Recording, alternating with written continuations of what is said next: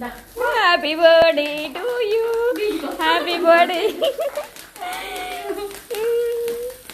Happy birthday to you, happy birthday to you, happy birthday to you, happy birthday.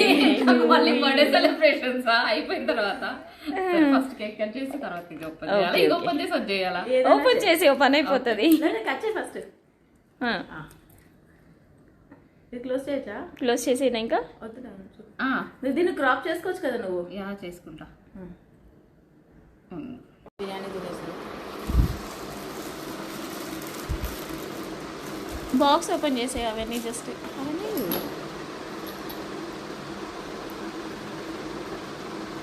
అదా